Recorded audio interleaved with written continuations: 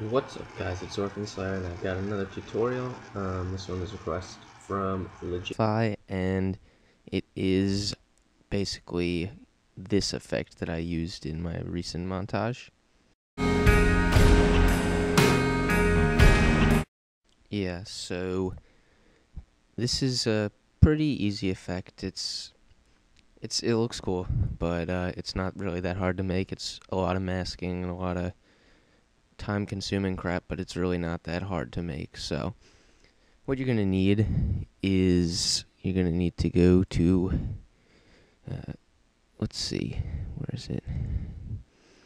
My captured clips. You're gonna need 4 separate clips captured. You're gonna need each one of the clips that you want to transition between, and you're gonna need a no HUD version of that clip.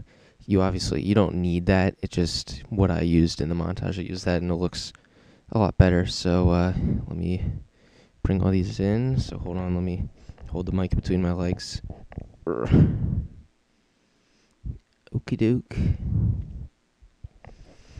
I really should find some sort of way to hold this without actually having to hold it, because it's annoying having to actually hold it. Alright, so you're going to want to bring in your first clip, which is the one that you're going to transition from, and find the spot that at the end. Oh, I really hope this doesn't like super lag. Oh, there we go. Alright, and trim your comp down a little bit so that it fits everything. So you have just your last kill, and here it is. So what I did in mine is I had it right afterwards, transition right after the final kill. So what you're going to want to do is bring in your no HUD version. No HUD. It's not wearing a hood. Here we go. And let me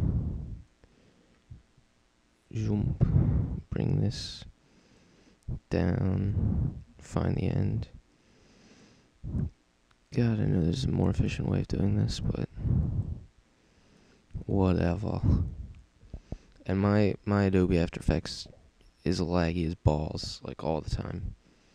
So I have a lot of trouble editing on this, but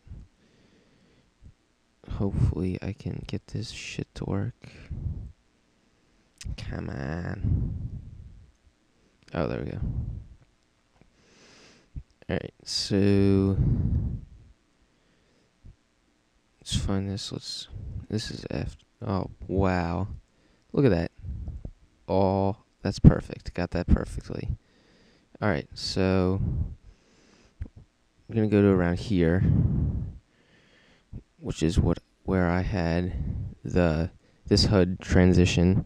You're going to want to hit the opacity for this, set a keyframe, set down to 0, move forward a few frames. Actually, I think I had this, maybe move it out a little more, and put it up to 100.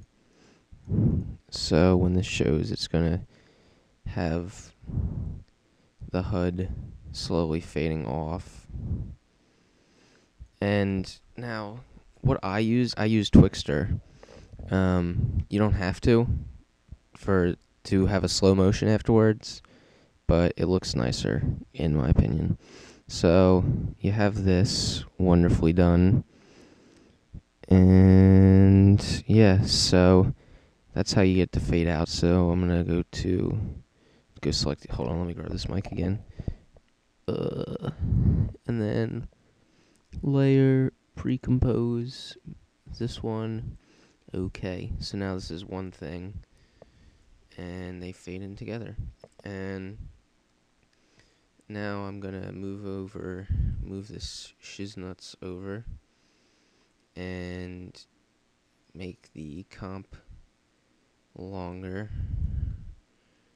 Add a 0 on the end, and then you should be able to apply Twixtor, which if you don't have, you should get, because It's an amazing slow-mo plugin, and I'd highly recommend it. So, head to the part. You want to slow down, probably around right here. Twixtor the speed, or keyframe the speed. And then set it down. Just try like 7. And it's gonna get nice and slow. Actually, you know what I forgot to do? Which is a novice mistake, is, let me copy this, to pre-compose this again so that it fills up the entire comp even when it's black.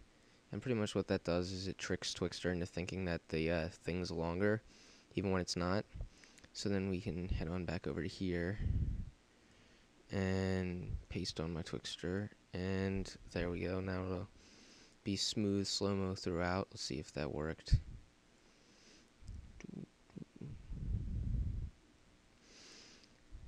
Oh my god, this takes forever. That looks nice though. No, horrible distortion. Horrible distortion. You gotta hate distortion. It fucking sucks. Well, it doesn't seem to appear until a little later. So if I put the speed down to 2 or 3, hopefully it'll hold off for long enough for the transition. Yeah, I guess you're gonna want to play with your settings. Make sure that you don't have any crappy distortion throughout your clip. But yeah, so I'm just gonna keep it like this because it's just a tut. So pre-compose it again to get rid of the Twixtor because it always lags up for me when I have that.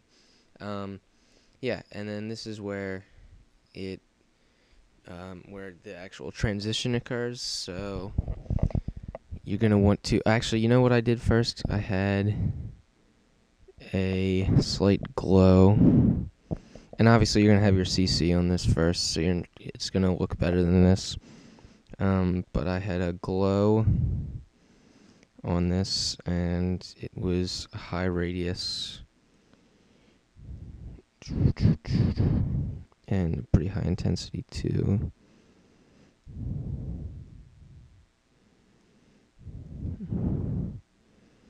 Just play with it till it looks nice. Then you're gonna grab your intensity keyframe that, and then bring this up, and let's see where the slow-mo starts. It's probably like around here.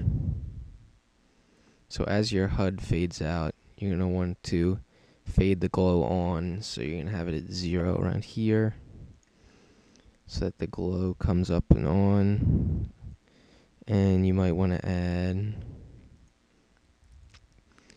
some curves and keyframe it here and move forwards and like add a little more brightness, contrast,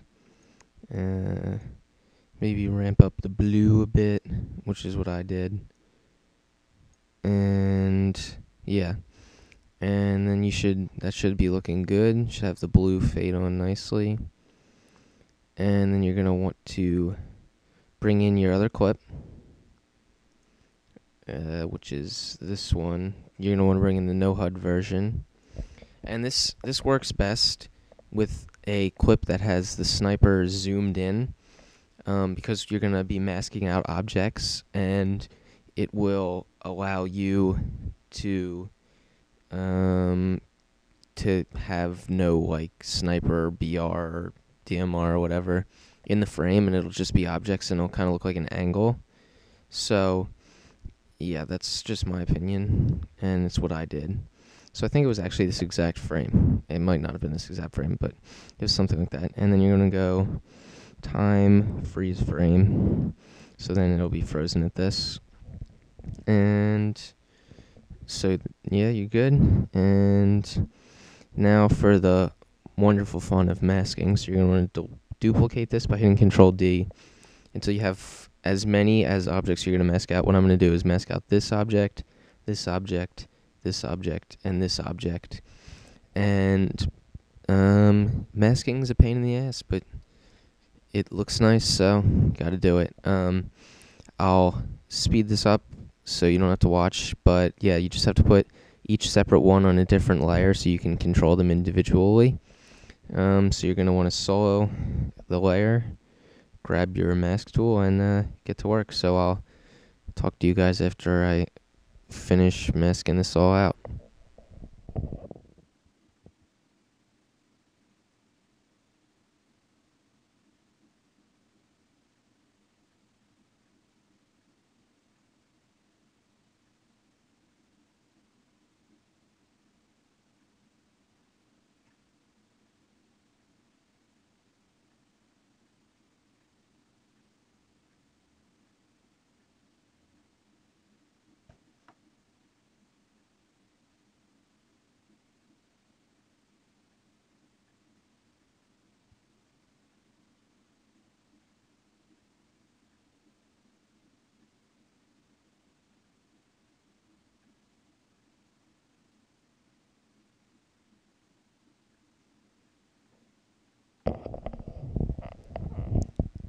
Alright, so looks like I got all this hard masking done. And we're good to go. So I don't know why this is still showing up as soloed. There, no, still. Isn't this, what the hell is happening? I should probably bump down this quality because it screws up real bad. There we go. Alright, so now that we've got all our wonderful pieces masked out that you should obviously have done a much better job masking with, then we get to animate them on. So you're going to want to grab, you can do this whatever you want. The way I did it was I made each one into a 3D layer, and then I grabbed the position and the orientation, by hitting P and R, and then you go along your little thing, your timeline, until you find where the glow is up, and then you're gonna keyframe the position and orientation, move it over a few frames, and then you get to play with it. So let's maybe move the position backwards in space, and then downwards and to the left, and we'll rotate it. Oh wait, I gotta change this source point. Pan behind tool. This is gonna screw up everything. God damn it. You know what? Screw it.